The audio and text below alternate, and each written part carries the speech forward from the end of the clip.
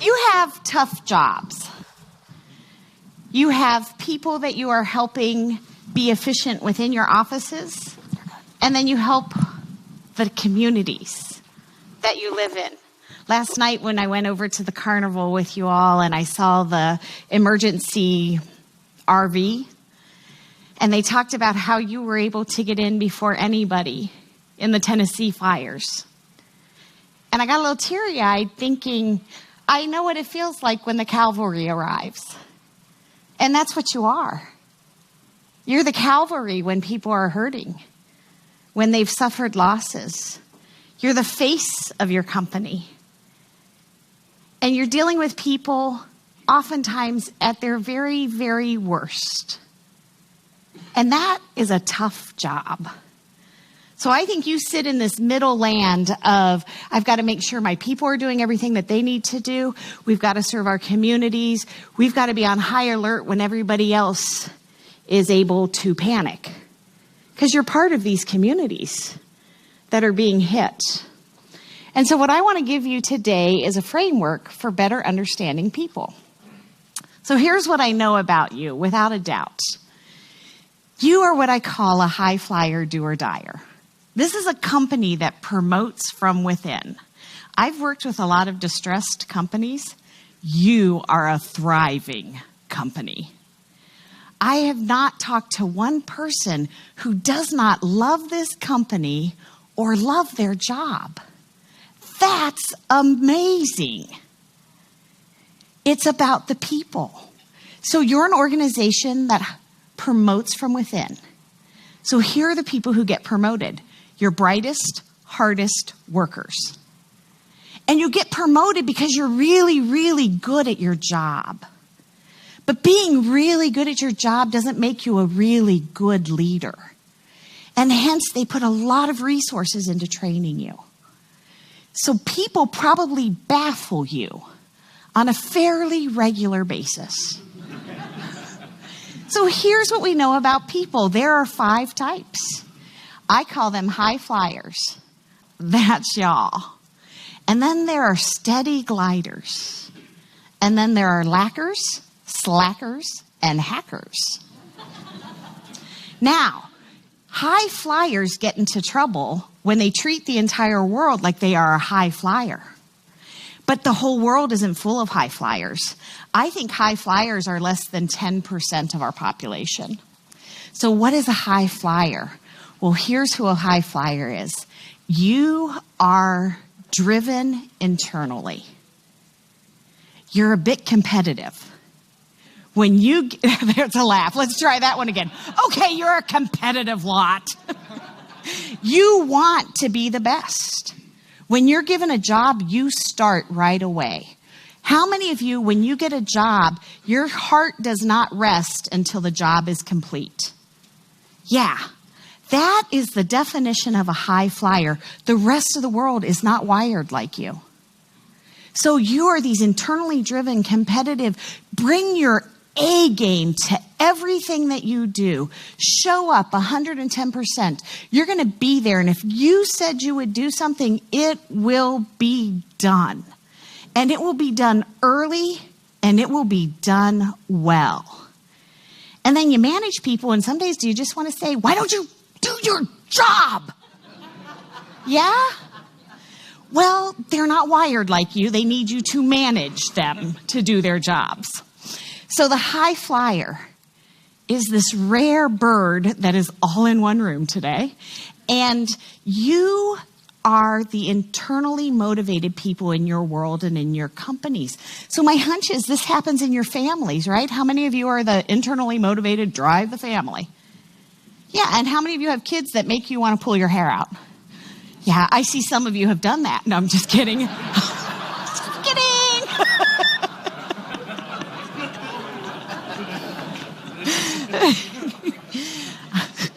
I'm the daughter of a purebred high flyer like y'all, and I about sent my mother to the funny farm is all we have to say about that.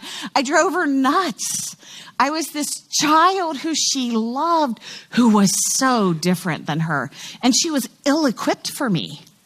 Because in her world, you just do your work. And here's the other thing that you live by. You get to play when your work is done, right? But have you noticed your work is never, ever done? Yeah, that's the problem and the curse of being a high flyer, is you have this internal sense that makes it very difficult to slow down and to take care of yourself. And what I want to do today is give you permission to take care of yourself so that you can do it for forever. Does that make sense? So these things that we're going to talk about today are an invitation for yourself. They're an invitation as you lead within the workplace, but they're an invitation for how you parent and how you interact as a spouse and how you serve your community. So you ready to dive in? Okay. So your high flyer is internally driven. They're going to work. They are your work horses. So we all know the old adage, if you want a job done, give it to a high flyer. I love it. Give it to a busy person, right? So here's what the high flyer does is they get their assignment, they immediately go, they chunk it out, they work. And high flyers end up being like the ducks on the pond, and they just look like they're gliding. They don't complain. They don't speed up. They don't look ruffled, but they're going like this under the water. And some days they go, I can't do one more thing. Anybody ever feel that way? Yes, but because you don't complain and you don't tell people, guess what they give you? Yeah, you know this. Yes. So what we want to begin to do is protect you, but we need you to protect your people. Because who on your team are you going to give more work to? The high flyers, because you trust them. Because you do not have to worry as a manager when you give a high flyer a job. But you've got your steady gliders, lackers, slackers, and hackers. So a recent Gallup poll on employee engagement, and this is where they sent it out to about 85,000 American workers, found, self-report, that 30% of our workforce is committed to and engaged in their work and in their workforce. Now, I think auto owners insurance enjoys a higher number than that, certainly at this level, but my hunch is because of the culture that trickles down everywhere. So I think you're going to exceed that. But the national average, literally in the 2017 Gallup poll, was 33% of American workers reported being engaged and committed to their workplace. 51% of American employees self-reported that they are passively disengaged. Those are the slackers. They show up and they coast.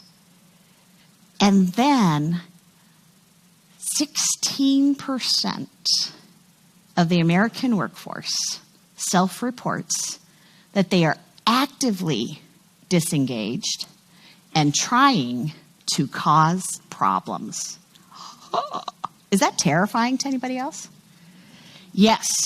So back to you high flyers. Your natural tendency is going to be on your staff to give extra work to the high flyer because the high flyer is never going to let you down. So one of the things that you've got to do as a leader, as you're working with your associates, is you must be aware of how much is on their plates. Because the high flyer will go until they drop. And once they drop, it's very difficult for them to come back up. So this is a company that has long-term longevity, which tells me you do so much right. But when you get a high flyer and you burn them out, you lose a part of their soul. And they have a very hard time re-engaging. So here's what you need to do with high flyers as a leader. The first thing that you have to do is protect them. And you need to protect them from you and over-relying on them. Because they're the ones who make leadership look easy. You need to protect them from other people. So in your regional offices and in your claims offices, there may not be other people who can pull them away and give them a job, but a colleague will give them jobs. So you've got to make sure that your high flyers whose plates are full are not getting jobs by other people from you, unless it comes in through you, because you're managing their workload so you're not burning them out. And then the third person you have to protect them from is themselves. So one of the gifts that you need to give high flyers is the ability to say no. The ability to say, my plate is full. The ability to say, here's everything I'm working on. What do you want to take off of my list? Because with your high flyers, you really need to know how much they're doing. So it's very interesting. In 2008, when the recession hit, everybody tightened their belts. And so the workforce shrunk, and then the job footprint grew. And do you want to know how much the job footprint grew after the recession? I make a living as a speaker. Let's try that sentence again. Do you want to know how much the work job grew after the recession? 30%. So people's jobs became a third more. And people were happy to do it because they were grateful to have a job. But we're 10 years out. And do you think that job has ever shrunk? It hasn't. So you've got to keep your tabs. You've got to let your people let you know what they're doing. And your high flyers, you need to empower them to say no. And if they want to be polite, say no thank you.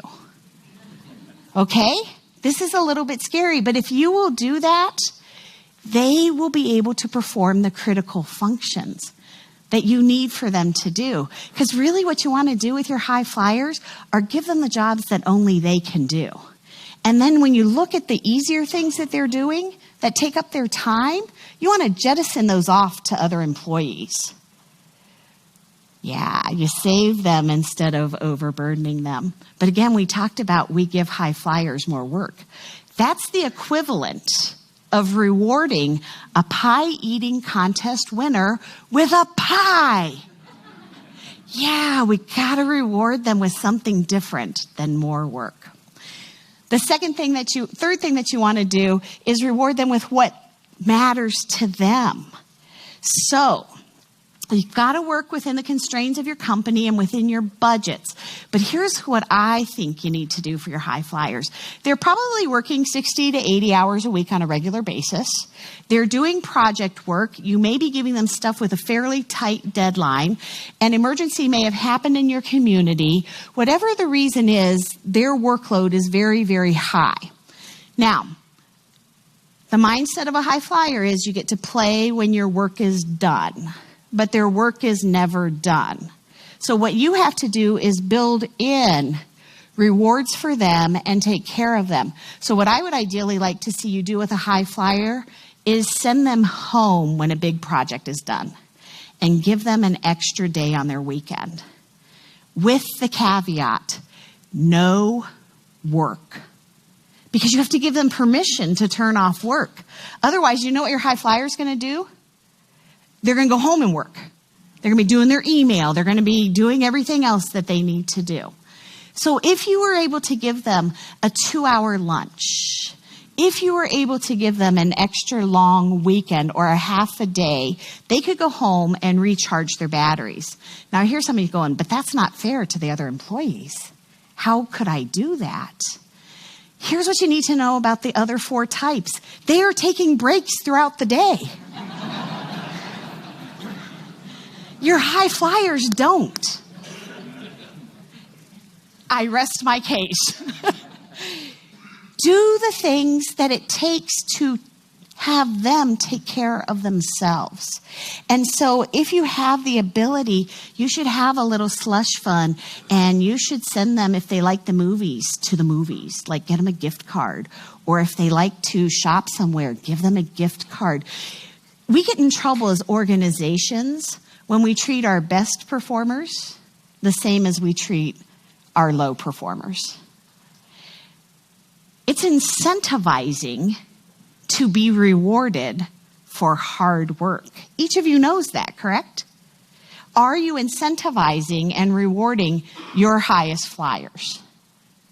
Or are you de-incentivizing them by treating them the same as everyone else?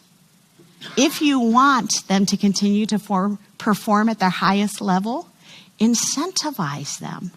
And yes, that's the ability to move up in this wonderful company, but it's also on a weekly, daily, monthly basis.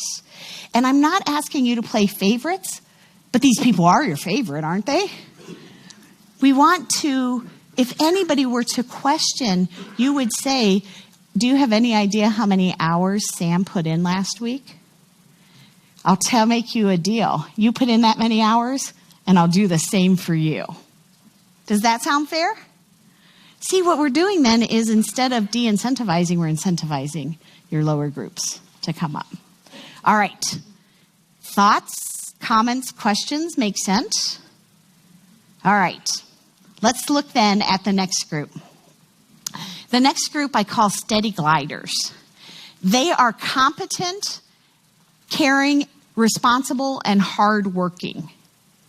But they do not have the internal drive that you do. So the drive of the high flyer is achievement, success, higher, better, faster. The drive of the steady glider is relational, is life. So these people work to live. Work to live. So these are the people who at the end of the day, they leave work. Do you have these people in your office? They shut their computer, they leave at the end of the day, they don't think about it again, and the next morning they show up, they work really, really hard, but they go and take lunch. And at the end of the day, they shut their computer and they go home. And they are grateful for a job that enables them to have a work-life balance. These people fly under the radar. They don't say, I want the plum job. They don't say, give that to me. They don't say, I can do that. They don't throw their hat in the ring very often. And they often lack confidence. A lot of times, these are introverts and young women. So what you want to do with them is begin looking at who you can mentor and move into higher positions and into more responsibility. So they will oftentimes freak out a little bit when you give them a new job. Have you seen these people? Yeah, they want to please you, but they don't necessarily have the confidence of a high flyer. And so they freak out a little bit. And they'll do a great job. So what you have to do with these people is remind them of how they've been successful before. Hey, do you remember last year when we started doing this? Look at you now. You don't even have to think about doing it. Oh my gosh, you can do this. I believe in you. You have to mentor them. The other thing that you have to do with these people as a leader is they take more time on the front end. They need more instruction. They need more coaching. They need a little bit more hand-holding. That can be frustrating to a high flyer who has another high flyer in the office that if you just give it to, your job is done and you can get back to your important work. But if we would breathe wind underneath the steady glider, they will rise higher and higher. This is the untapped and the unsung portion of your workforce. What they do, in most cases, is fade into the woodwork. So do you remember back when you were in school, the smart kids always got attention, right? Smart kids are always going to get attention. They're precocious, they're funny, they want more. Teachers pay attention to smart kids. And then do you remember all the kids in the class who never caused problems, who performed admirably, and who faded into the woodwork? Because then the ones who were causing problems are the ones who got attention. How many people on your staff are fitting in this middle ground? They're not your high flyer, but they're not causing problems. That's your steady glider. So when you combine a high flyer and a steady glider, you've got the 33% of the population that is actively committed to their work and to their workplace. But you can get the steady gliders soaring and joining in. Are the wheels turning? Can you see these people? What do they need from you? Well, they need mentoring. And they need for you to slow down. And when your plate is full and busy, this is tough. So we're going for a short-term, harder work for you for a very long-term, high payoff. But in the short term, it's harder for you. Have you ever said to yourself, it's just easier to do it by myself? Yeah. Here's the problem with that. It is, but you'll run yourself into the ground. I heard an African proverb this weekend, and this is what it is. If you want to go fast, go alone. If you want to go far, go with a team. What we're talking about here is if you want to go far, you got to get your steady gliders on your team. But it takes upfront work. Mentor them, pour into them, help them grow into their potential. Teach them what they need to know. It's going to take some work on the front end, but their productivity will soar. And in the long run, your job will be so much easier. The second thing, again, that we've talked about, encourage them. And you have to be gentle with them. They're a little sensitive. They know they're not a high flyer. They just know that. And they lack confidence. So treat them just a little bit more gently than you would somebody who's just a rock star who can just do stuff. And then the last thing that you want to do with these steady gliders is you want to acknowledge the effort that it takes to take those risks and the effort that it takes to learn to soar. And if you will do that, they will learn over and over and over again for you. They're really easy. Lather, rinse, repeat. That's it. You can do it with these people and they will be phenomenally different. All right, so you got the wheels turning? Okay, so take a second, and I want you to jot down, who are your high flyers? Who are your steady gliders? And I want you to take a second, and I want you to write down, what am I going to do differently when I get home? I love working with high flyers. Y'all are just incredible. So that sounded like the best party. Didn't it? I loved it because this is where the rubber meets the road. This is your day-to-day life as a claims manager, isn't it? So what did you come up with? Is anybody willing to share one thing you're going to do differently? Is there an extrovert in the room who would want to do that? Or is everybody going, yeah, not so much, Sherene? Yes.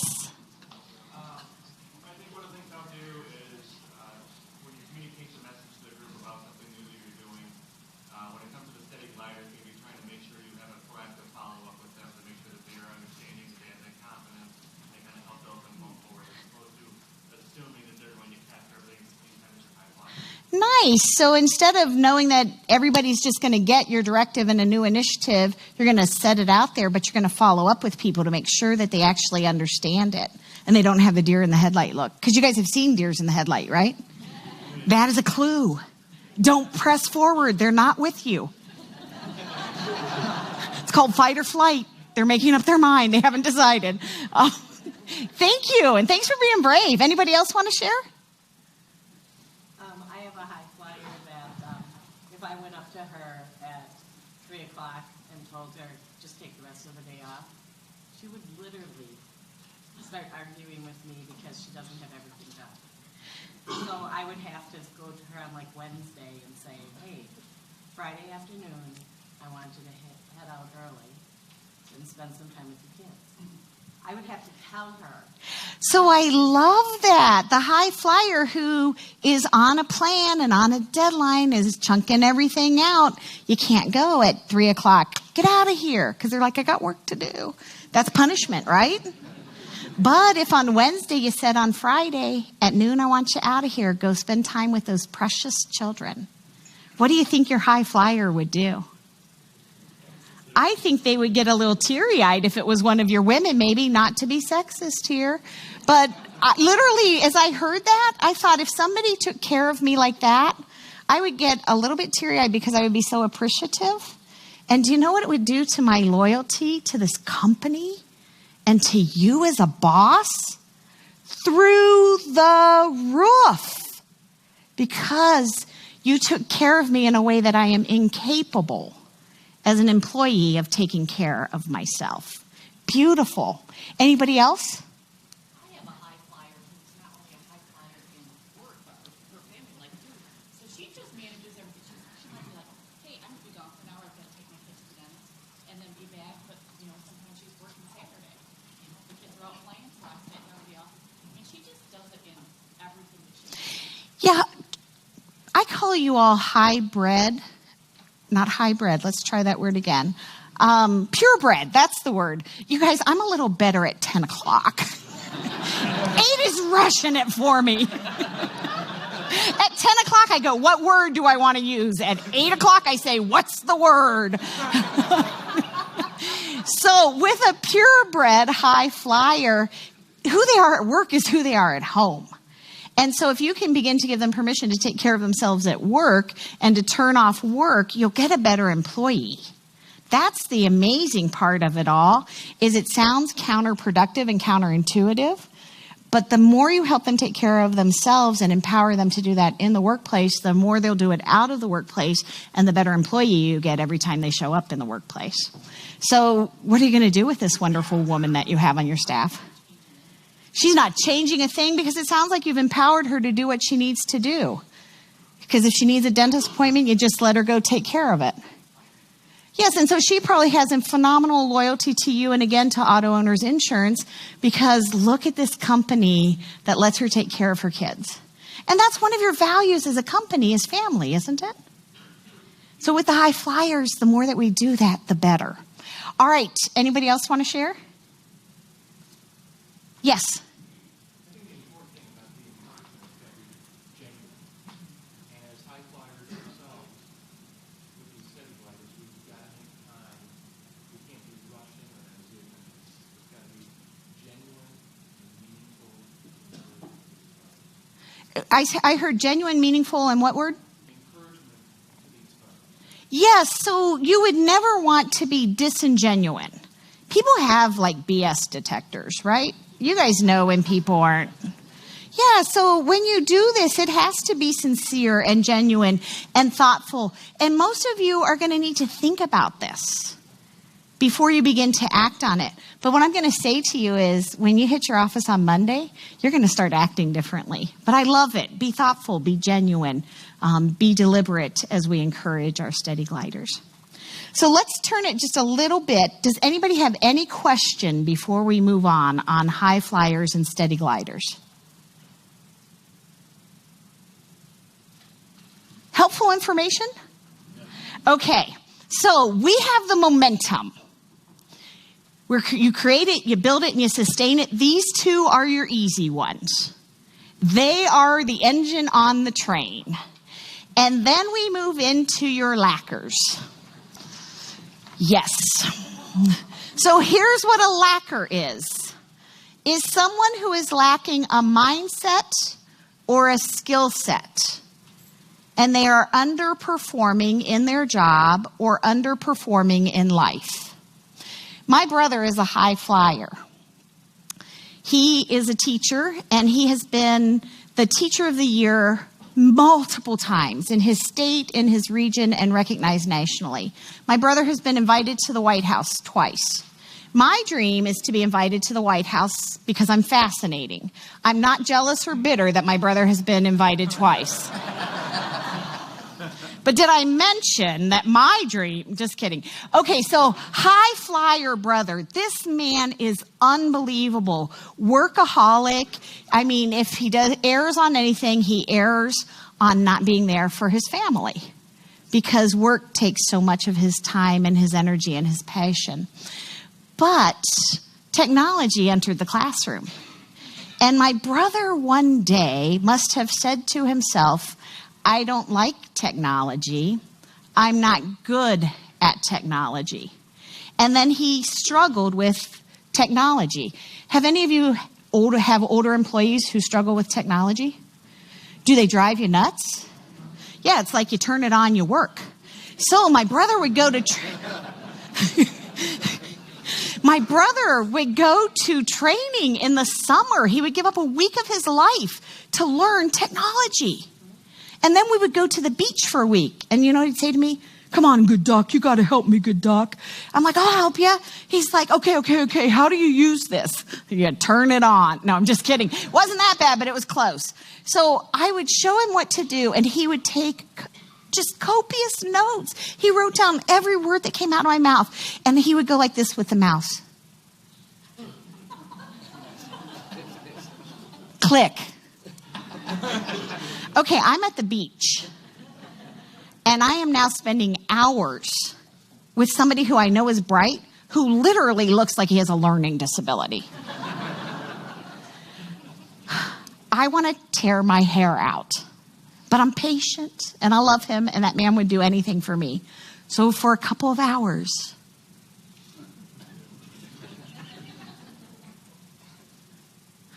okay, that's year one. You know what I'm thinking the whole time? What do you expect me to be able to do that a trainer couldn't do for an entire week? We go back to the beach the next year. My brother just got back from another week of technology training. And do you know what we did? The exact same thing. Year two, I was less patient. I'm like going, dude, what is the deal? So after hours of this, I finally buy a vowel, and I say to him, what's your preferred learning style? Do you learn by doing, seeing, or hearing? He said, by doing. And I went, well, we have got a problem because I have had you do this 8,000 times, and every time you look like it's the first time you've done it. You have these employees, right? Do you just want to pull your hair out? It's like, what can I do? Well, I'm going to tell you, when there is a mindset problem, skills training never works. So when you send somebody to training and it works, it's a skill set that they are missing.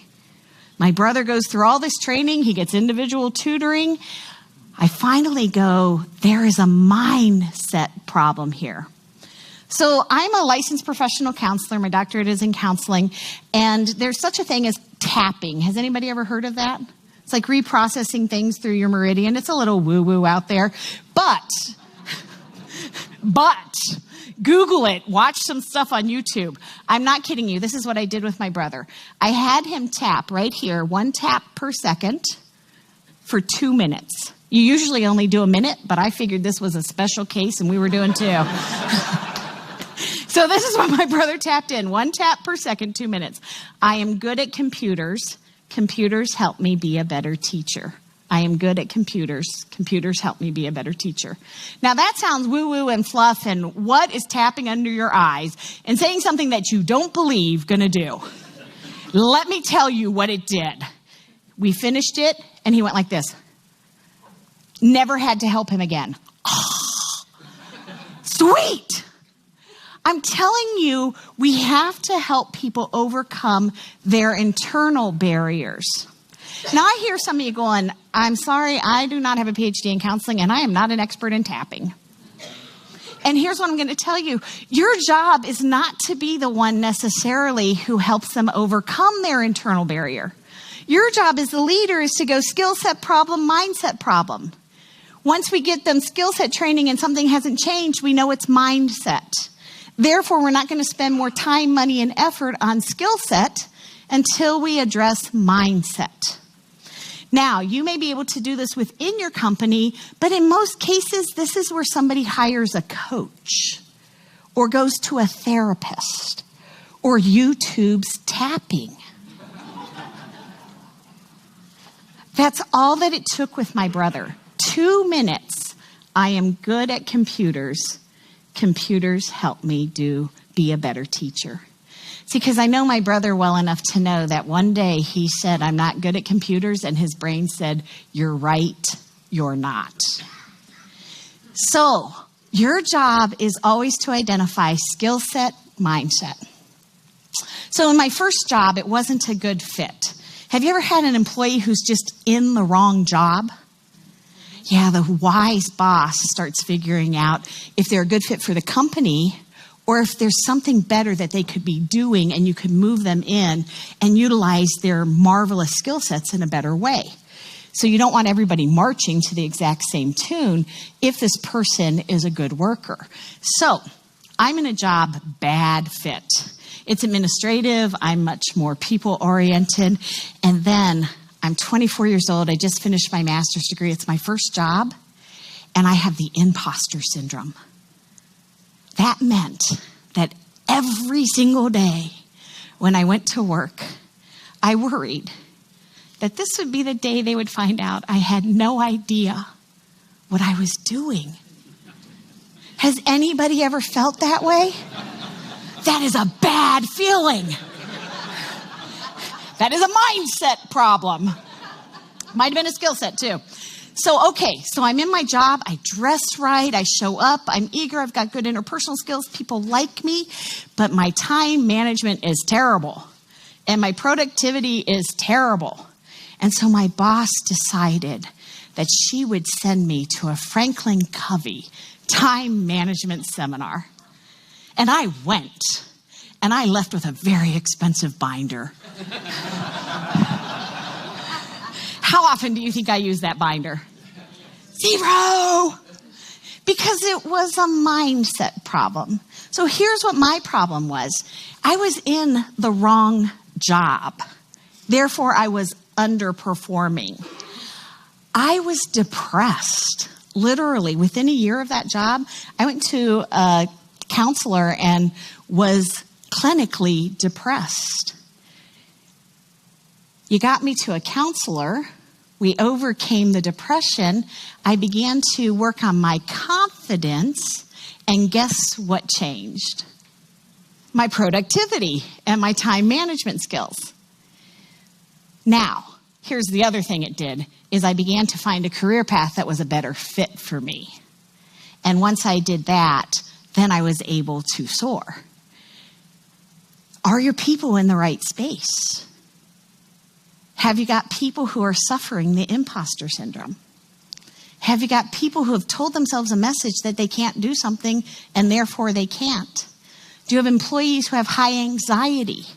What is going on that you need to help them address, not solve, not be the counselor, but to put it out there to them as what their objective is?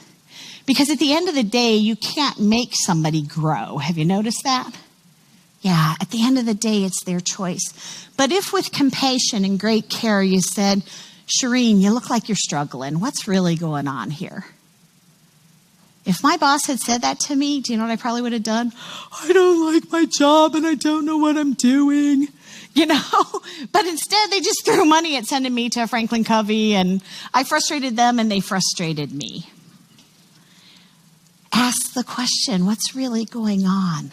Help me understand. How can I help you over the internal barriers? Where do we need to get you help?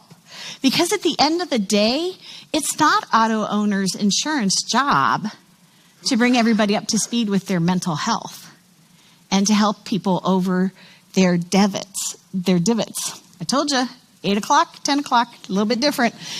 It's not your job to provide their mental health care, but it is your job to say, we like you. I believe in you. I would like for you to have a future here. And the word is always and, not but. So when you say, we like you, I want you to have a bright future here, but. Can you hear the difference? I like you, we want you to have a bright future here, and. We're going to need for you to come up to here if you want to stay. So let's see if there's a different job fit. Let's see what we need to do. Does that sound honoring of who the individual is and in keeping with your company values? Yeah, that's why you're a leader. That's why you get paid the big bucks, is to have that painful conversation. So I like to live by the adage, see it, say it. So this isn't something you want to sit on for 6 months or a year. You don't have time in your office to sit on something for 6 months to a year, do you? You don't, because you got 33% peddling for all they're worth. You got your momentum, and then you got these people just coasting. And they're not coasting because they're bad. They're coasting because there's a barrier. Help them overcome that barrier, and the company will win, and the individual will win. This takes courage and intentionality. I always say I love my job because it's all about helping people understand people. Nothing is rocket science that I teach, but everything I teach takes courage and intentionality. So, have you got a lacquer in your office? What are you going to do? How are you going to address that?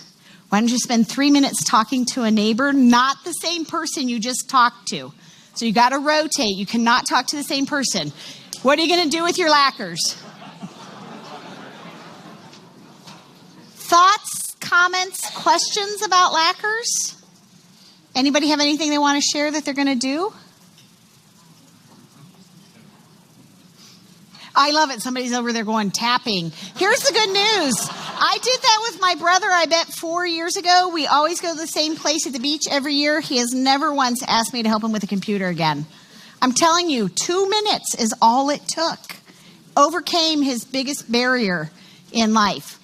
I want to spend just one more second before we move on from lacquers, and I want to talk about tragedy and trauma and about grief. So, when your community gets hit hard, your associates may be personally suffering. And when you have customers who call in, have you ever told them everything that they need to know and they agree, and then the next day you talk to them and they have no recollection of the conversation?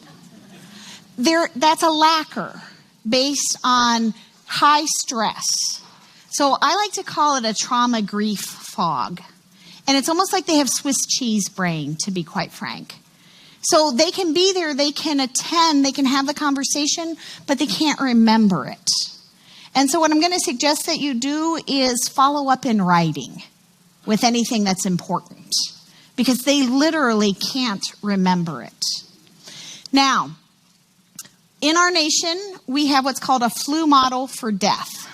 That means you get 1 week to get back to who you were. Literally, that's how tolerant we are of the loss of a significant person. And I know this is a very family-oriented, family values company. And what you need to know, when you have an associate who has lost a spouse or a child or had a fire or something that has happened, they don't bounce back in a week. So I want to help you as the leader. If there is trauma is unexpected. It can be horrific. It can be an incident. If there's something that is trauma related, you want to get them to a trauma therapist, because a normal counselor won't help them. Normal counselors will just re-traumatize them. And what a trauma therapist is trained in doing is resetting their sense of safety. So when a trauma happens, people's world can get very shook. It's called the assumptive world. And it's the world by which we live and what we think the rules of the world are. And so we believe that if we play by X, Y, and Z, we will be safe. And when a trauma comes in, it rocks the foundation of your safety. And then all your energy goes inward to try and survive. And you can come back in many areas of your life, but it's almost like there's this big hole and it takes a lot of energy to walk around it and you keep falling in it. And so when you have somebody who's traumatized on your staff, get them to a trauma therapist. When you have somebody who has lost someone and it's grief related, but there's not trauma there, a good counselor will help them too. And what the research says is that we don't bounce back in a week. That when you lose somebody like a spouse, it can take a lifetime because we're forever changed. And so we want to be compassionate and not expect a high flyer or any employee within a week to be back at high speed. And with them, that's when the rest of the team needs to rally around. And then if they're caught in grief, if they're caught in trauma, then you get paid the big bucks to have the compassionate conversation and say, hey, I can see this is still affecting you, and it is starting to affect your work. So I want to work with you to create a plan so that we can help you over this. And I want to support you in any way that I can. And then you're not the people who are forcing them or treating them with coldness and acting as though something bad didn't happen or you don't care. You're the person with compassion who's inviting them to take care of themselves. So you're going to see lackers in your communities when catastrophe strikes. And you're going to see that on your teams when people are personally affected by catastrophe, trauma, or loss. So I just want you to be aware of the difference between grief and trauma, and that we really need to get traumatized people to trauma therapists. Make sense? Okay, let's move on. So we now have our lackers performing. So we've got our high flyers who are always going to perform. We've empowered and uplifted our steady gliders, so they're performing at a higher level. Our lackers are now performing at a higher level and overcoming what's holding them back. And then we get to our slackers. So here's what a slacker is. A slacker is somebody who plays more than they work. You have a few of those, I bet, on your staff. They're the Tiggers and the Winnie the Poohs. So they're charming usually, and we like them. But they drive us nuts, correct? Yes. So one of three things is happening when you have a slacker on your team. The first one is they are lazy. That's not good. Not good for anybody on the team. But I doubt you make the mistake of hiring very many lazy people. What I think you're going to be more prone to doing is hiring people who are the polar opposite of you. And this is what I mean. High flyer gets a job, they immediately begin chunking it out. They feel best when the work is done. They want breathing room at the end. The opposite of that is somebody who gets a job and they put it in the back of their brain and they start thinking about it and they take no action. And that freaks you out, right? Yeah, and then your temptation is going to be take the job back because you can't trust this person. But what you're doing is you're short-circuiting their process. So here is how the Winnie the Pooh person approaches work. Thinking, playing, laughing, thinking. Deadline is approaching. Wake up and start working. That's what they do. And then they're like, ugh, and they're like, get out of my way. Have you been around these people? Yeah, they're a little confusing, aren't they? Here's the bottom line. They are energized by deadlines. They wake up, and I'm going to tell you what their internal dialogue is.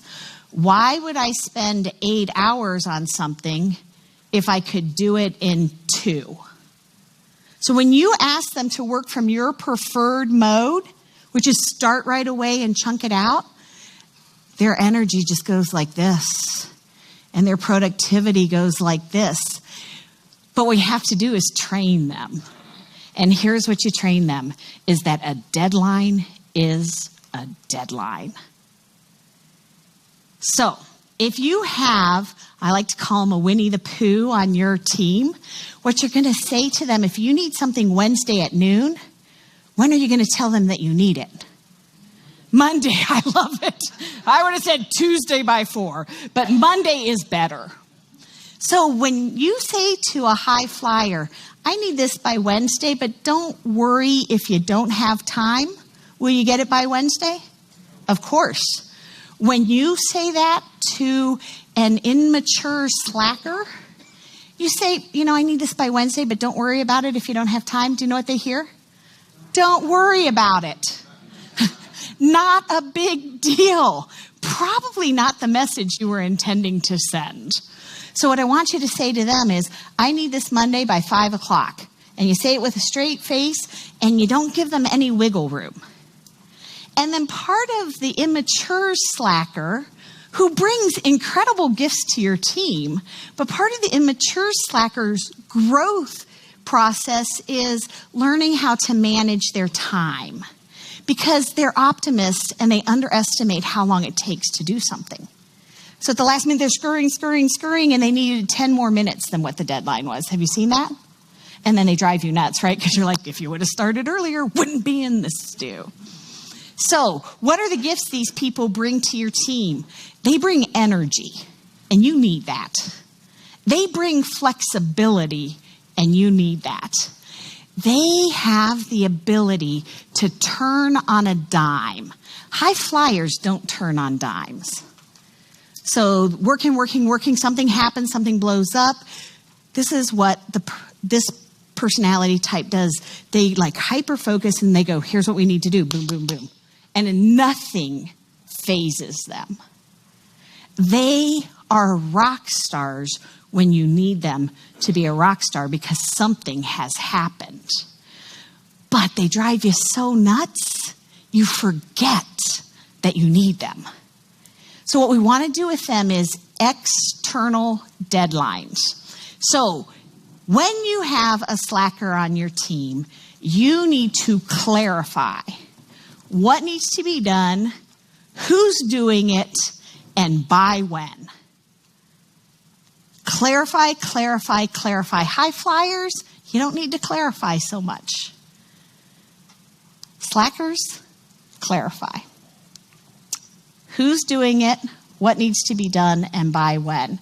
Very clear expectations. And then you need to clarify the deadline. And then what you need to do is you need to enforce the deadline. So you give them a deadline that has a barrier and a buffer built in for you and for your internal needs and safety. You can never say to them that it's an artificial deadline. That's just for you only to know. But you build in that buffer. They do their work. And if they don't get it done in time, you get paid to have the tough conversation. And this is what the conversation looks like the first time. Hey, when you drop the ball, you put a lot of pressure on the rest of the team. I need for you when you say you're going to do something to get it done on time. That's it. That's all you have to say. As a leader, you're going to always look for patterns. So if it happens once, it gets on your radar screen. If it happens twice, it's a pattern.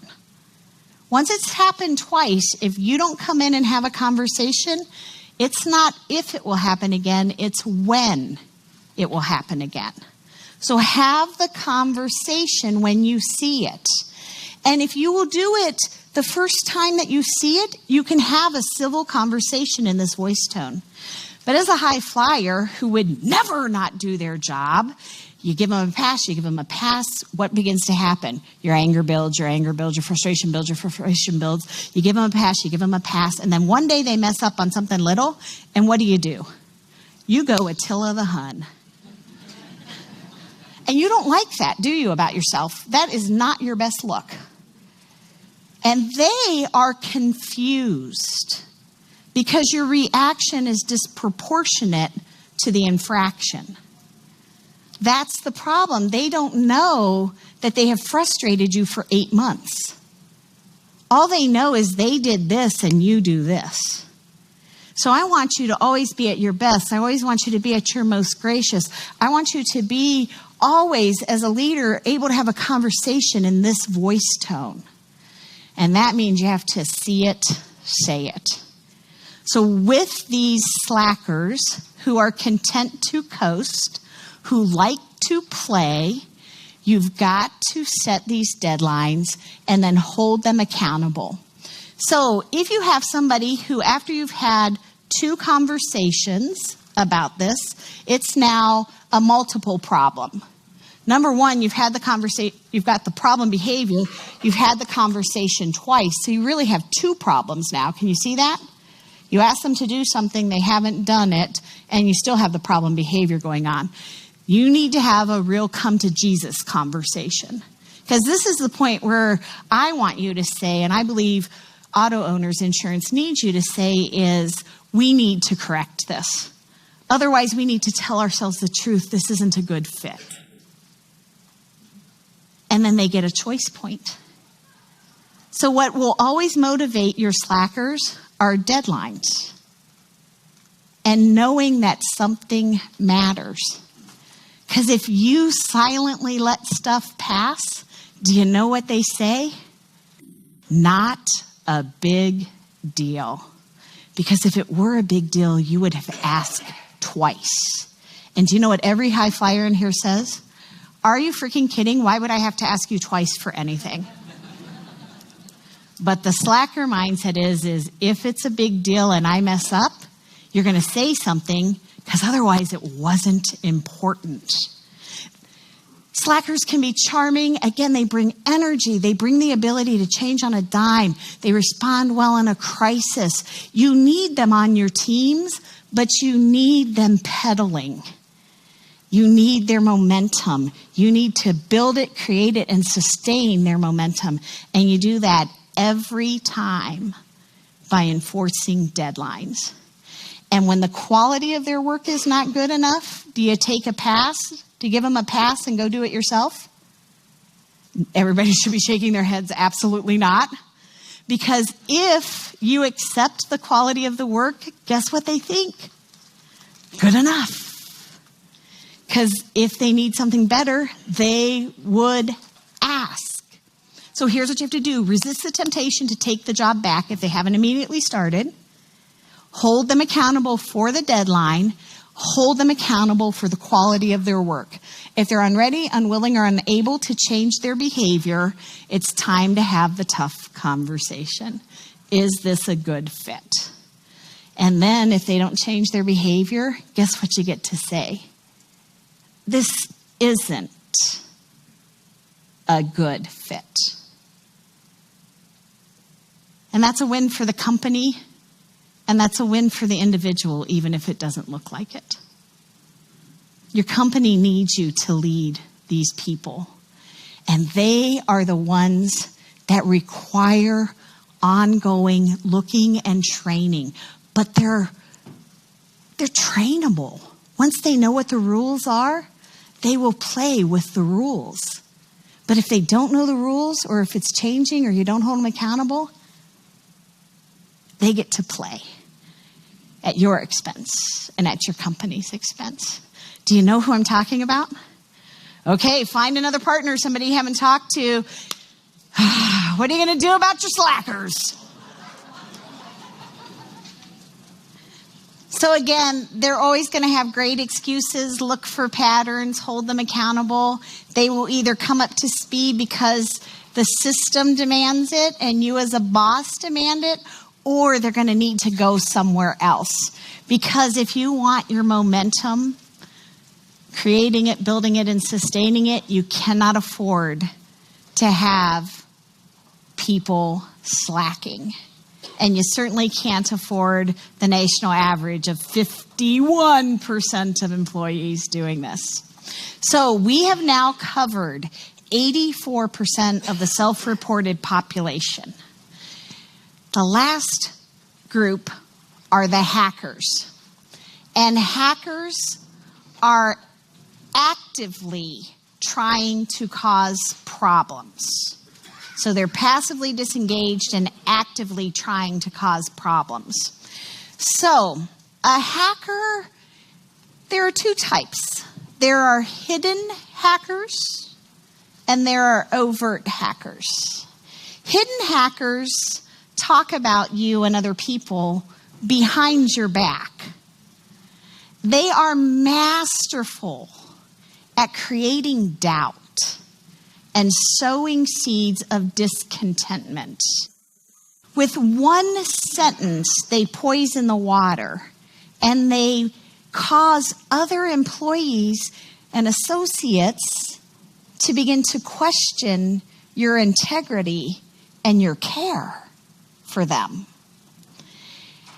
They're a lot like cancer, though. You don't know they exist until problems begin to bubble to the surface, because it's always behind your back. But there are clues. If they talk poorly about other people, you can assume when you're not there, they are doing that about you. If you have somebody who comes onto your team and immediately buddies up to you or friends your spouse on Facebook and wants to start hanging out with your spouse, I want you to go, danger! That is a hacker who has an agenda. You don't have to hire very many hidden hackers to start going, I don't want to do that anymore. I hired one once, and they are very astute at reading people and knowing what you need and want to hear. So I worked in an organization, and I had a colleague I did not like. Sure, that never happens here, but it happened where I was. And this man worked for the colleague I didn't like, but he wanted a transfer. And so he came and he interviewed with me. And he read the situation perfectly, although I never said a bad word about the man I did not like. But he read it because they're astute at reading people. And he came in and he massaged my ego. And do you know what I did? Instead of saying, hidden hacker, watch out, I said, he needs a better boss. It took about 4 months until a team that was high functioning and tight with a lot of trust and loyalty began to have discontentment and questioning my integrity and my care and my judgment. And it all came to a head one day when somebody said, I'm not going to come into work. And this person had done it repeatedly because we're looking for patterns. And I said, you have 2 choices. You can come in and work, or you can be fired, or you can resign. So she really got 3 choices. She's like, you can't do that. And I'm like, yes, I can. Because the smart leader talks to their boss to know exactly what they can do when they're going to implement an action plan. So I had the support of my boss, and she's like, well, you can't do it. I'm like, but I'm going to, and I can. Well, you can't. Yes, I can. So what are you going to pick? You need to come in and work. You can resign, or I will fire you. Fine, I quit. All right, thank you. Appreciate your service. So the next day, he comes in and he says, hire her back, or I quit. And do you know what my brain said? Do you promise? But being well trained, I said, I will accept your resignation. Thank you for your service. It took us about a month to recover. And I have been so strategic in who I have hired since then. Maya Angelou says, when people tell you who they are, believe them. Hidden hackers drop clues. And if there's a problem, they'll play both sides of the fence, and they'll come in and they'll go, oh, she doesn't mean that, and you're such a good boss. You're just the most wonderful person on the planet. And they ingratiate themselves to you, but guess where they go next? To that person. They go, what a jerk. I can't believe you put up with that. Oh, this just isn't fair or right. Stop that behavior. Your offices and your company are too important to allow a hidden hacker to hijack them. But equally dangerous is the overt hacker. So the overt person does it in public. That's the difference. So if you're in a staff meeting and you throw out an idea and somebody goes, ha, like that'll work, that's a hacker. If somebody on your staff gets angry and yells at somebody, that's inappropriate behavior and hacking behavior. I had a colleague, and I had the audacity to disagree with him, and he got like 6 inches bigger. It was fascinating, a very masculine response. And he came across the table and began to yell at me with his finger in my face. Well, guess what he sent a message to everybody? Don't cross me, because if you do, I will annihilate you and humiliate you in front of people. Now, I had a boss who let that go on every time it happened. And then I got a really healthy boss. And unbeknownst to me, he called that man into his office. And you know what he said to him? If you ever do that again, I will call campus police. That is unacceptable behavior. And because the leader said, not on my watch, the behavior evaporated. And then that was a really good leader, so they moved right up the food chain. And guess who became my boss? That man. I went, oh, this isn't good. It's not real safe. So you'll have to come this afternoon to find out how I handled that. Yeah. Okay. So you're like, really? I'm like, yep, I'm a hacker. I'm playing with you. I don't know. Okay. So this afternoon, I'll tell you the end of that story. Hackers make people feel unsafe. And when people don't feel safe, their energy turns inward to protect themselves. Or their energy turns inward to try to figure out what's going on. Have you ever experienced that? It's confusing. And so energy that should be going to your job and energy that could be going to moving the company forward and building and creating and sustaining that momentum is turned inward towards self-preservation. We had a dean, and she got together all the stakeholders from the community and different faculty members, and she spent probably more than $100,000 on an initiative to try to change the culture. And she brought us all in a room about this size, very similar, and she was up at the podium, and she said something. And in the middle of the room, somebody went, ha! And I went, well, this is going to be interesting. So I'm watching, and I'm like, one of two things is going to happen. She's going to take him on, and we will become a high-performing team. Or she's going to let it go, and nothing good will ever happen. Because who wants to be laughed at and ridiculed in front of their peers? Nobody. That's how hackers control.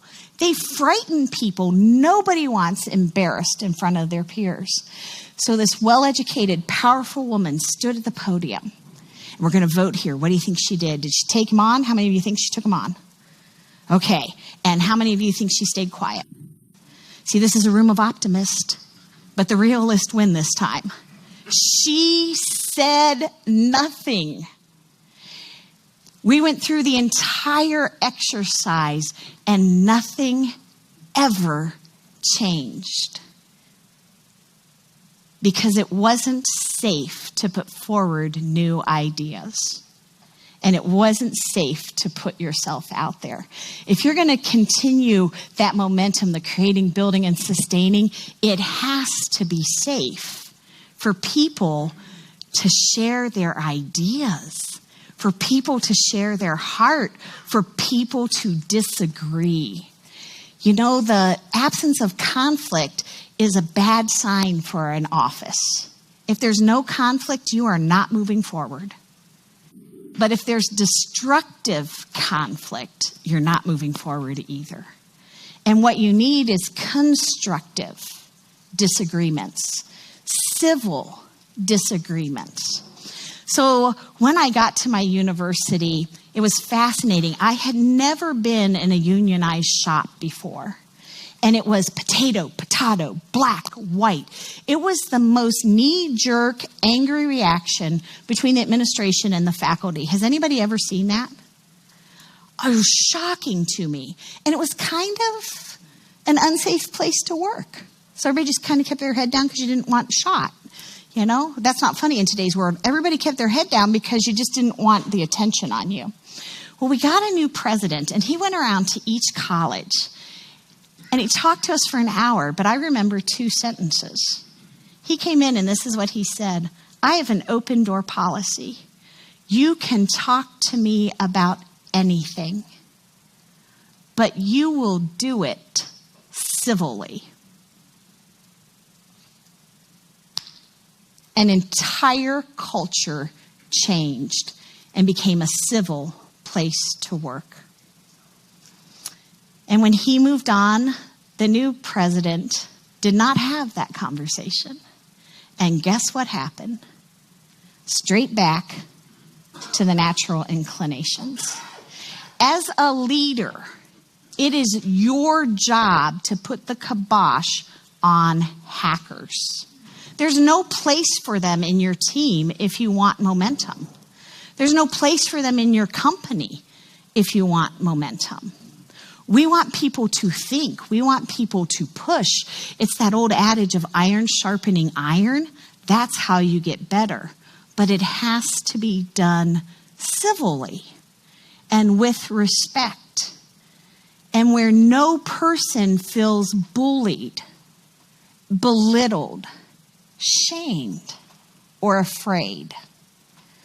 So if you have a hacker on your team, guess who's getting paid to take care of the hacker? You. Your associates don't have the power to take care of the hacker. You do. You see, in life, you have to ask yourself the question when you've got hackers and bad behavior in your life or in your organization. The question is, can I problem solve this? Or do I need to problem manage this? As a leader, you have the power to problem solve by saying, not on my watch. If you do that again, we're not going to be able to use your services. And you work with HR and you get all your ducks in a row, which you would always do. You have the power to problem solve. But peer to peer, you don't have power. So the man who got big and came in my face, when he became my boss, I'll just tell you the story now. How's that fit? I went to the dean the first time that we had a problem. So that was my power thing. I went, I'm not talking to him. He's not safe. So I called up the dean and I said, I want a meeting with you and my department chair. And because there was a powerful third party, the department chair behaved. That's the only reason he behaved, was because there was a leader there who was more powerful than him. This is leadership. This is tough. But here's what happened. Because there was a powerful third person there and he couldn't go into hacking behavior, we had a civil conversation. And we hammered out something that would work for him and that would work for me. And 8 years later, when he retired, I cried. Not tears of joy.